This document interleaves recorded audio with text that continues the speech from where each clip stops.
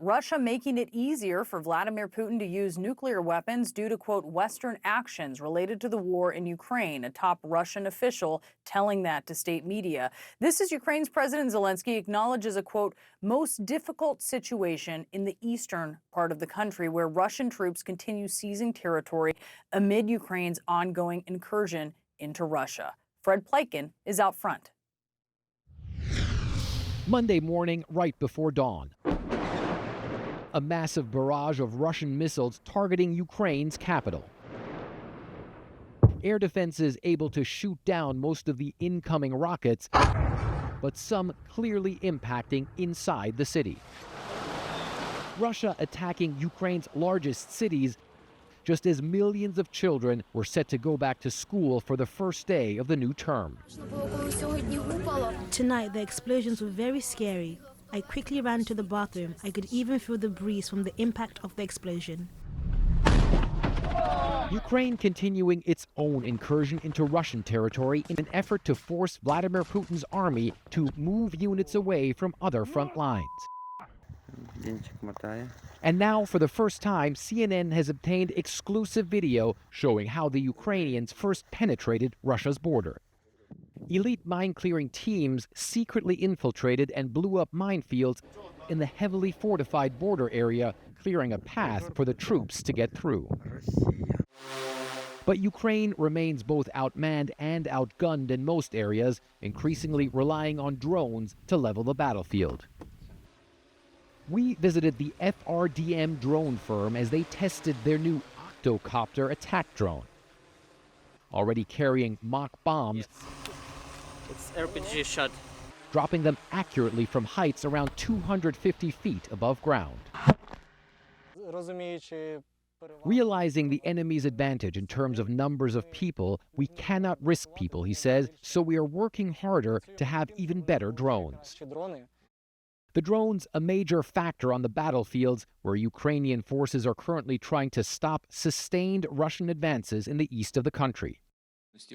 Russian President Vladimir Putin saying Ukraine's incursion into Western Russia will not stop his army from pushing forward elsewhere. Their calculation was to stop our offensive actions in key parts of the Donbass. The result is known. Yes, of course, our people are going through a tough time, especially in the Kursk region. But the drone teams say they are not done yet, working on ever more sophisticated unmanned aircraft to hit the Russian invasion force.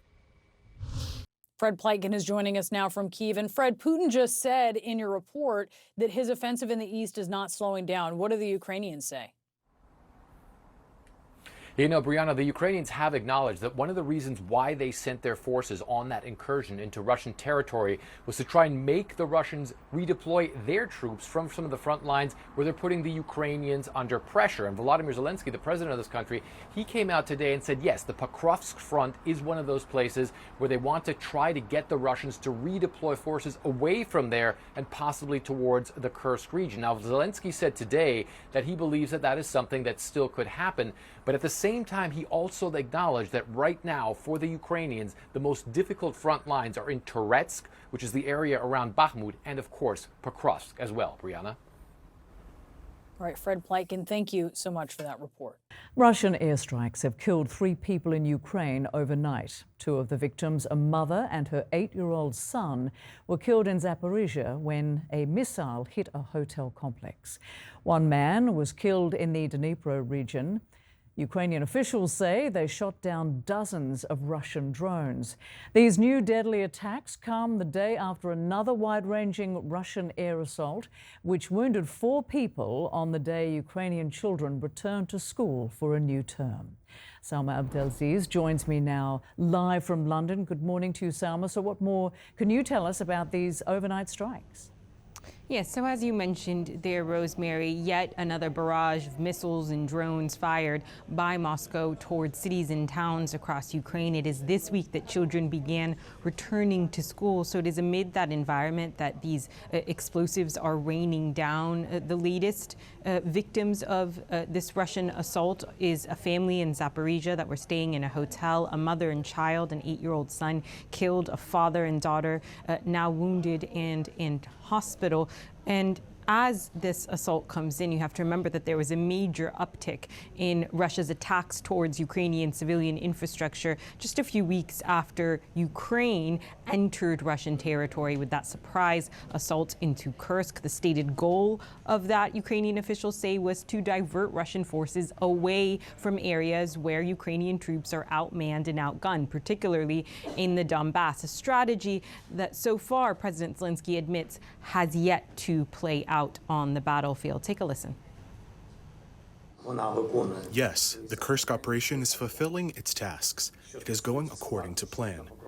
Regarding the difficulties at the Pokrovsk and Toretsk front sections, yes, we do believe that the Kursk operation could also influence these sections, and that there could be a lessening in intensity of fighting due to fewer Russian troops being there.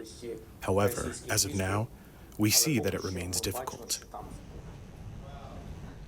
So President Zelensky is still holding out hope that that could shift the strategy, but only the other day, President Putin was speaking on this as well, and he even said, I acknowledge that Ukraine was trying to divert me, trying to distract me away from the Donbass. That will not happen. I will not play Ukraine's game. And Ukrainian officials are admitting Pokrovsk is an extremely difficult front, that if things continue at pace, it could potentially fall in a matter of weeks. And in the meanwhile, you have all of these Ukrainian towns and cities, including Kyiv, of course, subjected to this massive barrages every morning by Russian forces. That's why Ukrainian officials are pleading with Western counterparts to allow them to use long-range missiles to strike deep inside the heart of Ukraine. Ukraine's foreign minister says that the restrictions put in place on those long-range missiles is like fighting with our hands tied behind our back. It was only last week that Ukrainian officials were in D.C.